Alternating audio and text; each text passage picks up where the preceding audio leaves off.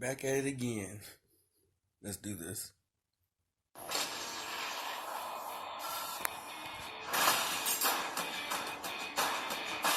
When it comes to public service, two animals have gone far beyond the call of duty.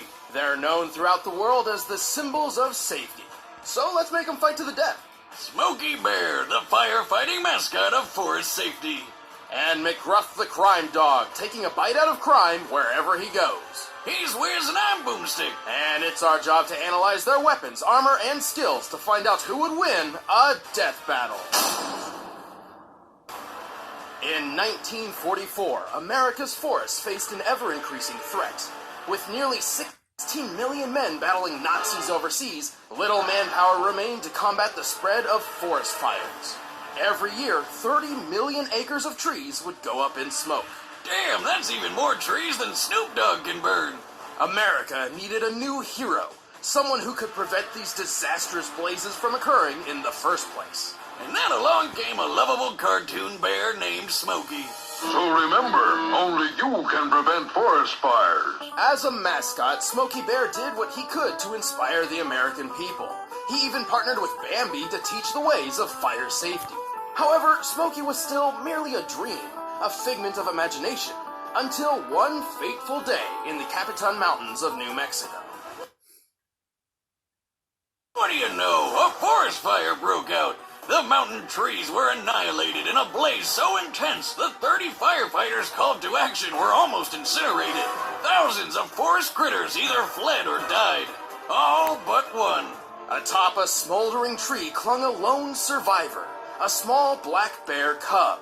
His paws burnt, his family lost to the flames. So after firefighters rescued him, there was only one name that fit. Smokey. Well, first they named him Hotfoot Teddy, but they couldn't waste such a great PR opportunity. Adopted into the National Zoo at Washington, D.C., young Smokey became the living symbol of fire prevention. They even made an animated short of his new official origin story, and it's pretty horrifying, actually.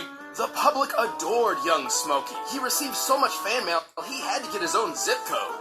And since then, Smokey has successfully helped prevent forest fires and promote fire safety for over 70 years. And boy, oh boy, has he done a good job. Drown your campfires with water. Make sure it's totally wet. Then stir and drown again. Indeed, in just the first 20 years, annual forest fire damage dropped over 80%. Yeah, thanks to Smokey's advice, I've never started a forest fire in my entire life. I don't believe that. To my knowledge, I've had plenty of opportunity. Well, I'm impressed. I didn't think you took anybody's advice so seriously. Why wouldn't I take Smokey's? This guy started a fire safety club, picked up ventriloquism, and even taught the Addams family to put out fires. You know, the people who love pain and things that are generally bad for you. He's befriended the creatures of the forest, much like a Disney princess, and even infiltrated Disney itself to teach their characters about fire safety. Also, unlike most mascots at the time, he successfully protected his dignity through the toughest social experience in recent history, the 90s. Respect the forest. Protect our trees. Oh, what I do. This isn't me. Smoke, we agreed you'd talk to kids in their language. I know, but I'll just give it to them straight. Oh, and in case you forgot, he's also a goddamn bear. An American black bear, to be precise. The largest black bears are over 7 feet tall and exceed 800 pounds, which seems to match Smokey's own size. Smokey's got plenty to fight with, like his razor-sharp claws, his trusty shovel, and enough muscle to rip your arm off Chewbacca style.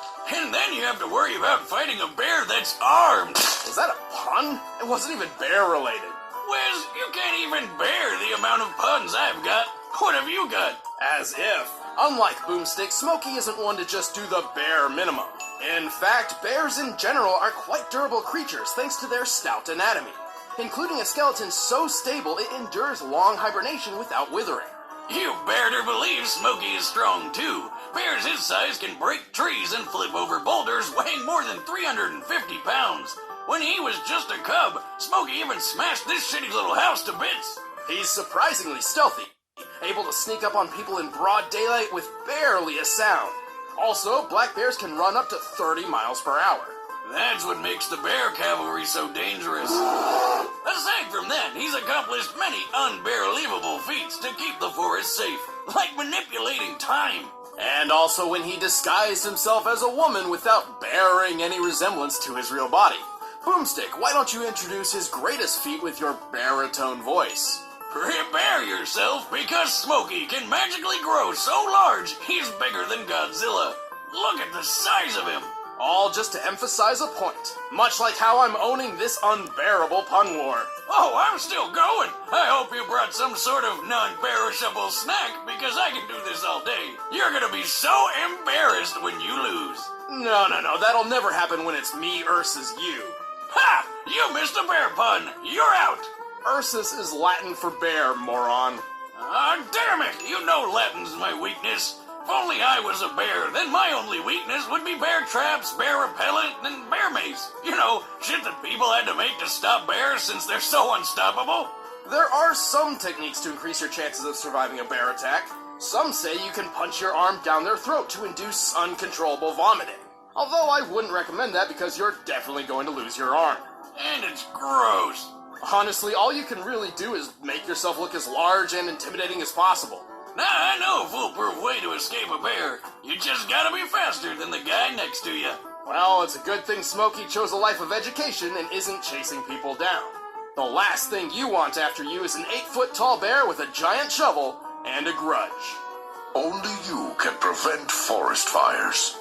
Smokey, Jim, Small. I gotta get back to the forest. Let me take you on a trip back to the late 1970s, also known as the feel-good decade, a time where individualism and personal liberation took center stage. But not everybody took that as a sign of peace. Yeah, domestic crime was getting bad. Like, really bad. At the turn of the decade, the American people made a hero to save them from themselves. A dog in a trench coat. This canine began his campaign modestly enough, but he needed a name. After 8 months of polling, he was given one, along with an unforgettable slogan. Take a bite out of crime. Mcgruff, the crime dog. Focused and determined to make that bite count, Mcgruff hit the streets hard and fast. In just a year, more than 50% of Americans had seen at least one Mcgruff advertisement. It's because teenagers are the victims of over 2,000 violent crimes by strangers every day. You can help stop it. That's because he was willing to get his job done by any means possible, even if it meant ultimate embarrassment. He used commercials, cartoons, comic books, video games, musicals. He even released his own anti-drug album with such classic singles as Crack and Cocaine. 'Cause nobody's needing that crack and cocaine, making a mess of your mind. And Inhalants. You'll be suffering pain. 'Cause inhalants kill. Yeah, it's really bad. As Mcgruff's plan generally targeted children rather than current criminals, it required patience and time. But it worked. Over the next few decades, crime dropped exponentially. The next generation of America was smarter and safer. Now, some of you are probably thinking, hey, you can't prove Mcgruff was responsible for all of that. And I say to you, can you prove he wasn't? Regardless, Mcgruff certainly had a massive impact, leading the charge against crime. I mean, that's seriously impressive, considering all my dog does is sit around licking his balls. Mcgruff's not just any dog. He's a 6-foot-tall bipedal bloodhound, a dog breed known for their excellent sense of smell, an extremely powerful bite, and floppy, adorable ears. Scaling him to your average bloodhound, Mcgruff can likely run 45 miles per hour, jump 10 feet high, and bite with enough pressure to break bones.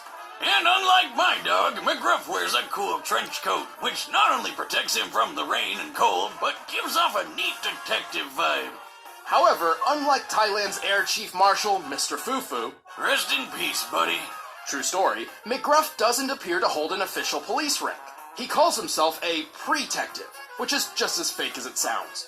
Oh, wait, if a crime hasn't happened yet, then how does he know to stop it? That's like some Minority Report shit. He possesses a certain set of skills to do so.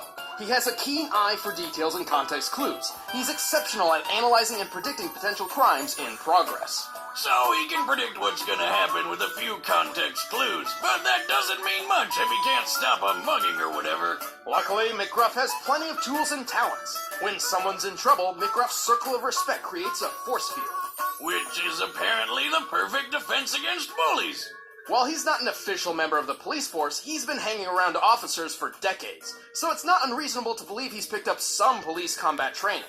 Being your own dog has its perks. For example, Mcgruff's car isn't a standard beat-up police cruiser, it's a friggin' monster truck! This bad mamma jamma is based on a 2010 Ford Super Duty with 540 cubic inches of gas-guzzling badassery. Definitely an upgrade over his original 96 model, though I'm not sure what this has to do with preventing crime.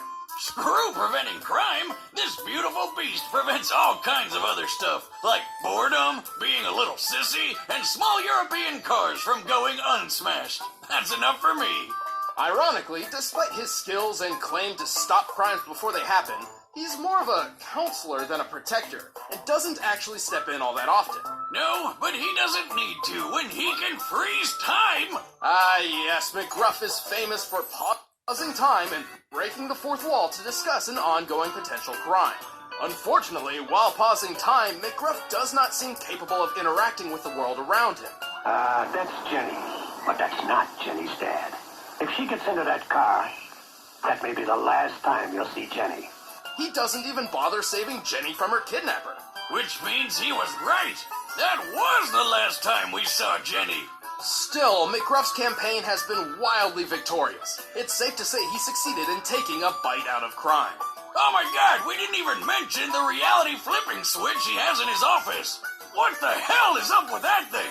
I'm Mcgruff the crime dog, and I'm here to help take a bite out of crime. Alright, the combatants are set. Let's end this debate once and for all. But first, I've got a public service announcement for you. It's about food. Grandpappy Boomstick always said that nothing in life is better than good food and making something with your own two hands. And Blue Apron is both those things combined. Blue Apron is the #1 fresh ingredient and recipe delivery service in the country. All ingredients arrive right to your door, guaranteed fresh and ready to cook. It's better than eating fast food, plus it's affordable. Blue Apron is less than $10 per person per meal. Choose from a variety of recipes and get the meals that sound good to you. The ingredients are perfectly proportioned and the instructions are easy to follow. I mean, even Boomstick can do it. Hey, watch it or you're not getting any of the next meal I make when it arrives. Like the soy-glazed pork and rice cakes with bok choy and marinated green beans. And if you're worried about variety, don't bother. Recipes are not repeated within the year, so you'll never get bored. Check out this week's menu and get your first 3 meals free with free shipping by going to blueapron.com/battle. You'll love how good it feels and tastes to create incredible home-cooked meals with Blue Apron, so don't wait. That's blueapron.com/battle. Blue Apron, a better way to cook. But right now, it's time for a death battle!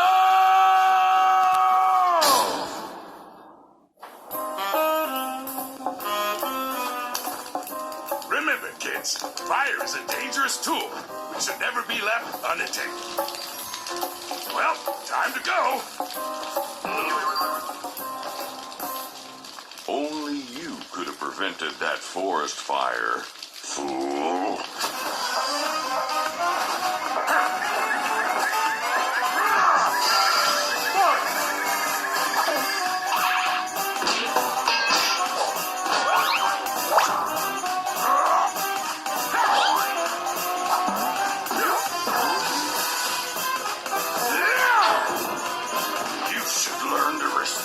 Surroundings. I'll show you respect.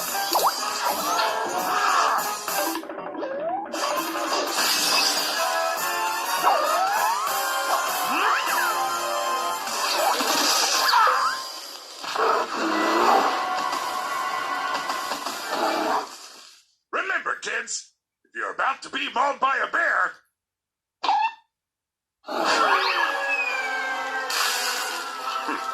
stupid dog. Take a bite out of this!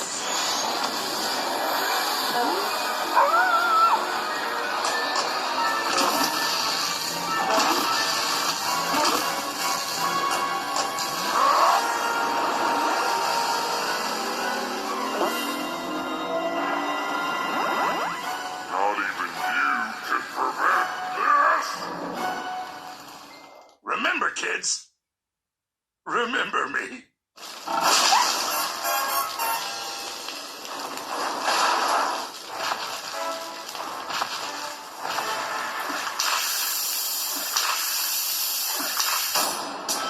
KO!